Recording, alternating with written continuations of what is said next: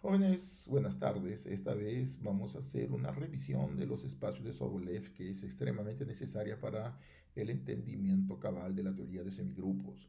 Y vamos a hablar un poco sobre los espacios de Sobolev y sus principales desigualdades y teoremas de inmersiones. Vamos a comenzar un poco recordando algunas propiedades de los espacios de Sobolev y después hacer la versión de la desigualdad de Poincaré para el caso especial de las funciones que tienen media cero.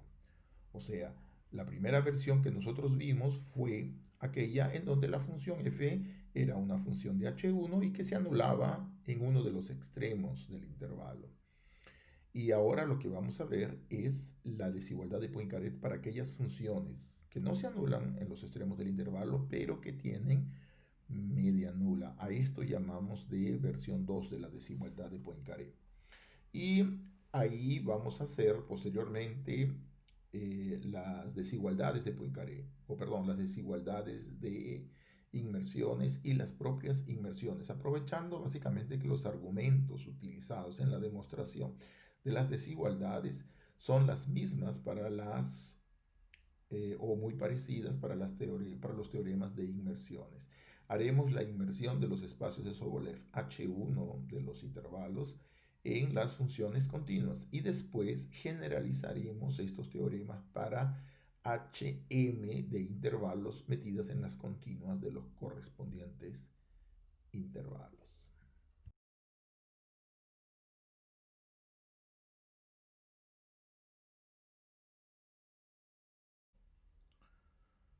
Comenzaremos entonces con los espacios H1. Estos también son espacios de Hilbert y aquí recordemos nuestra definición. H1 es el espacio de todas las funciones de cuadrado integrable cuyas derivadas con la notación de multiíndices de orden alfa de f también son funciones de cuadrado integrable para todo alfa que está variando desde 0 hasta 1. Muy bien. El producto interno está definido en este espacio como siendo el producto de las funciones sumadas con el producto de los respectivos gradientes. Y las normas está definido pues cuando el producto interno f es igual a g es igual a f y ahí obtenemos el cuadrado de la norma. Recordemos que definimos el espacio H01 como la completación o la cerradura de las funciones C0 infinito con relación a la norma anterior, a la norma de H1. Esto también es llamado de clausura y este espacio tiene la propiedad de que todas las funciones en el borde de omega se anulan. La convergencia débil, como nosotros ya habíamos visto, es una convergencia, en este caso para espacios de Hilbert, de los correspondientes productos internos. O sea, decimos de que f' converge débil para f si los correspondientes productos internos convergen para cualquier función g que pertenece al espacio H1. Note que para cualquier función W que está en H01, esta se anula en la frontera, porque esta es la propiedad que caracteriza a todas las funciones que son de C0 infinito. Para el caso de los espacios H&M, ya habíamos visto también, apenas recordando un poco, son también espacios de Hilbert. Los espacios H&M es porque tienen m derivadas en L2 y por tanto su definición es de las funciones que son integrables, cuyas derivadas de orden hasta m están también en L2. El producto interno ahora es una cosa un poco más complicada, es el producto interno de las funciones d de alfa de f con d de alfa de g. Y la norma es cuando f es igual a g y obtenemos el cuadrado de la norma igual a esa sumatoria de términos.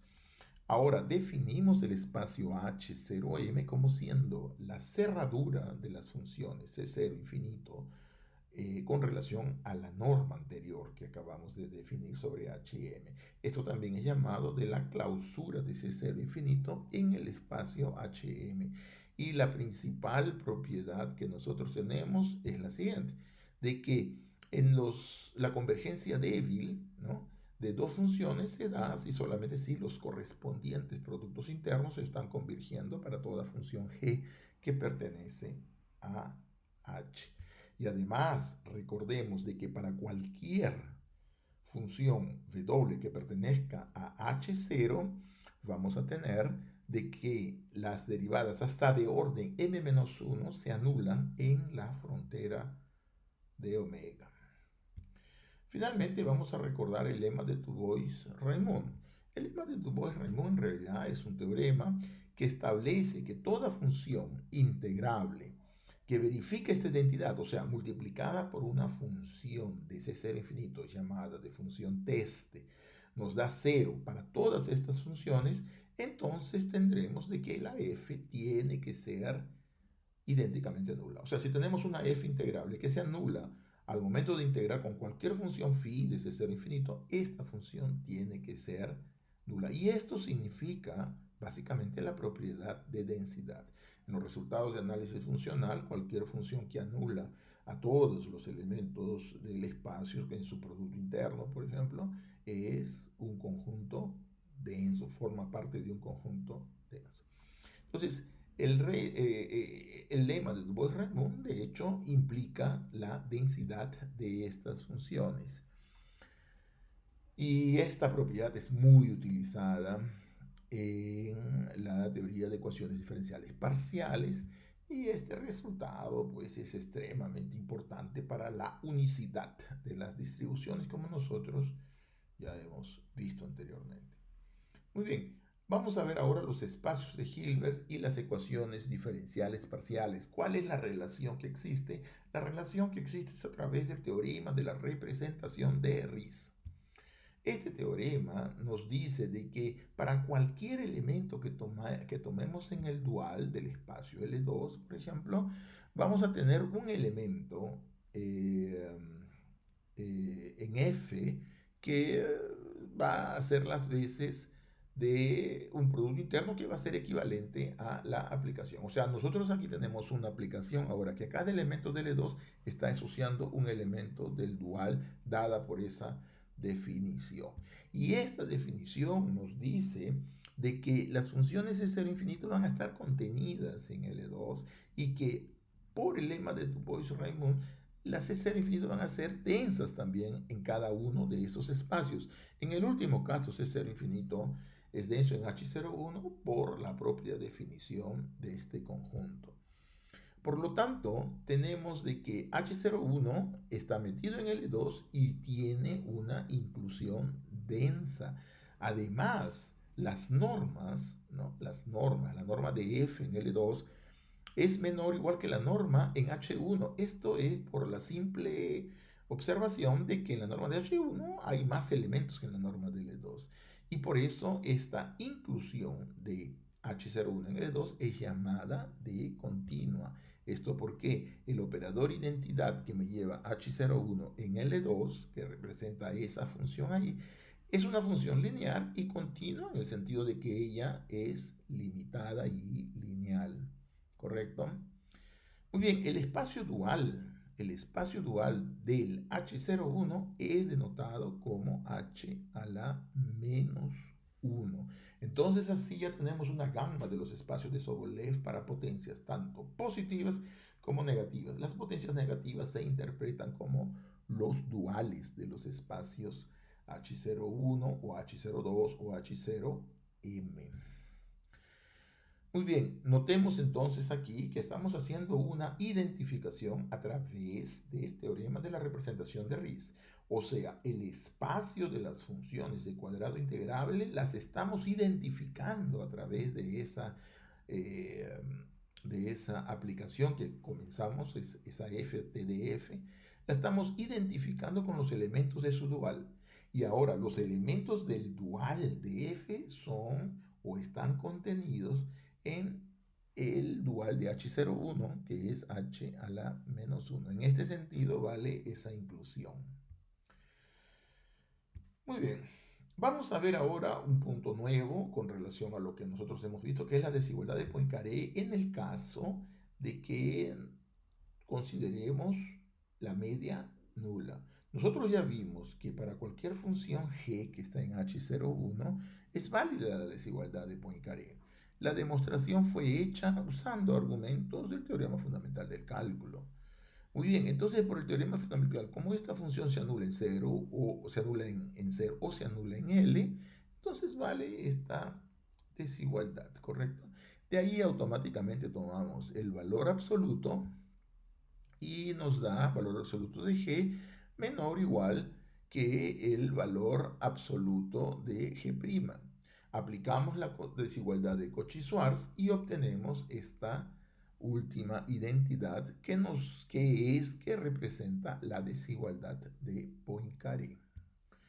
Muy bien, elevando al cuadrado estos dos términos, automáticamente tenemos de que la integral de G en L2 es menor o igual que una constante multiplicada por la derivada de la G. O sea, la derivada domina la función en el espacio L2.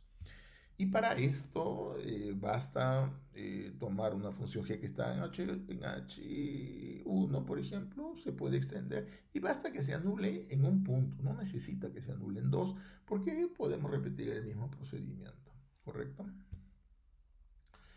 Muy bien, vamos a ver ahora las inmersiones de Sobolev. O sea, para poder entender correctamente qué es lo que vamos a entender por inmersiones, necesitamos de las siguientes propiedades y de introducir los siguientes espacios. Recordemos primero que el espacio C0 infinito es denso en H0m por definición. Y no es difícil de demostrar que C0 infinito de Rn es denso en Hm de Rn. ¿Correcto? Entonces, hasta el momento nosotros tenemos estos espacios en los cuales hemos estado trabajando en la teoría de semigrupos. Vamos a introducir un nuevo espacio con una notación bastante sutil. Fíjense, vamos a llamar de C0 infinito del intervalo cerrado AB al conjunto formado por todas las restricciones al intervalo AB de funciones que son C0 infinitos en todo el Rn. Observe que esta sutileza está en el hecho de que cuando uno habla de una función C0 infinito de Rn, está diciendo que fuera de un cierto compacto, ella vale cero. Pero como estamos considerando las restricciones a un intervalo cerrado y limitado, entonces la función no necesariamente se anula. O sea, ¿qué cosa quiere decir? Que a pesar de que hay un cero bajo de este C0 infinito, el hecho de que sea C0 infinito de un intervalo cerrado, lo que nos está diciendo es de que se trata de restricciones de funciones que tienen soporte compacto y que son infinitamente diferenciables, ¿correcto? Entonces esto es el espacio de las restricciones AB de las funciones que están aquí encima. Note que si f es un elemento de C0 infinito, no podemos afirmar nada sobre el valor de f en el punto A o el valor de f en el punto B. Esto es una cosa que debe de ser llevada en serio. Y entonces aquí, fíjense, con este nuevo espacio tenemos una propiedad muy importante. Esta propiedad es la siguiente, que el espacio C0 infinito de AB, ¿no? Este espacio es denso en HM de AB.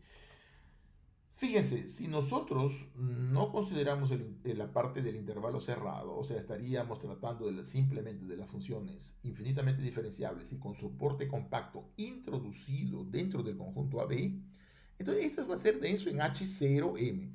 Pero ahora lo que estamos diciendo en esta notación es que son las restricciones de funciones con soporte compacto infinitamente diferente en todo R y que se limitan al intervalo AB. Entonces, este espacio tiene la siguiente propiedad que es denso en HN. Su demostración es bastante simple, pero no la vamos a hacer aquí porque los objetivos de este curso son otros.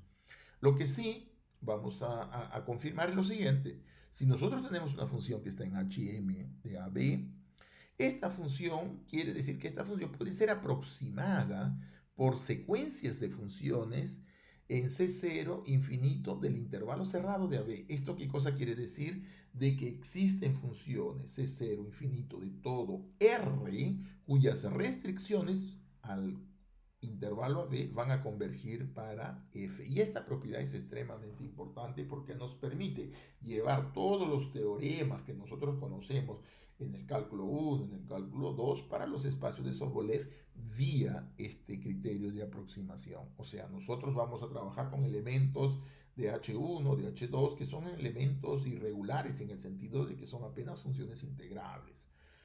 Pero gracias a esta densidad, la podemos considerar en principio funciones que son infinitamente diferenciables, ¿correcto? Y esta relación, como ya les dije, es muy importante para establecer teoremas de inmersiones. La primera es la siguiente variante de la desigualdad de Poincaré. O sea, vamos a comenzar toda esta conversación sobre inmersiones con el teorema de Poincaré. ¿Por qué? Porque dentro de la demostración del teorema de la desigualdad de Poincaré, existen argumentos que van a ser utilizados en los teoremas de inmersiones. Por eso les digo, presten mucha atención a estos argumentos. El teorema nos dice lo siguiente. Sea f una función en H1 tal que su integral sea cero. Entonces vamos a tener que la integral desde a hasta b de esta función elevado al cuadrado va a ser menor o igual que la amplitud del intervalo al cuadrado multiplicado por la derivada de f elevada al cuadrado. O sea, esta es una de las propiedades muy importantes de la desigualdad de Poincaré. Es la segunda versión de ella. Muy bien, para demostrar entonces, primero suponemos de que ella sea una función de ese cero infinito del intervalo cerrado a b. O sea que es una función infinitamente diferenciable y podemos, por tanto, aplicar todos los teoremas de cálculo 1, cálculo 2, cálculo 3, o sea, de las derivadas clásicas, ¿correcto? Muy bien, entonces fíjense, aplicando el teorema fundamental del cálculo, tenemos de que la integral de x a y de la derivada nada más es que la diferencia de f de x menos f de y. Ahora fíjense, vamos a integrar con relación a y. Integrando con relación a y, f de x es constante, por eso que la integral sobre ab nos da simplemente el producto de f de x por b menos a. En la segunda parte de la integral, ahí sí nos queda que va a ser la integral de a hasta b de f de y, diferencial de y, y esto va a ser igual a la integral de a sobre b con relación a y del segundo miembro.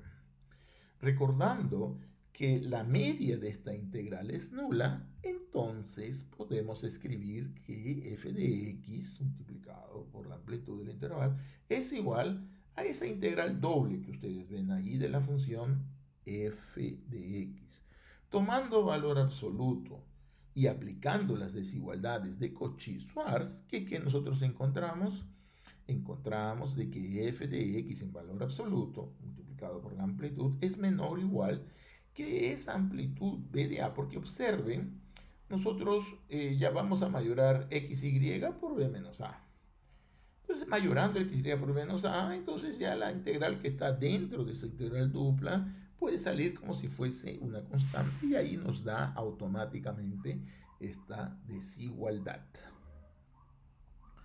Elevando al cuadrado estas dos expresiones e integrando obtenemos el resultado deseado. El resultado deseado para cualquier función f que está en ese cero infinito del intervalo cerrado a b.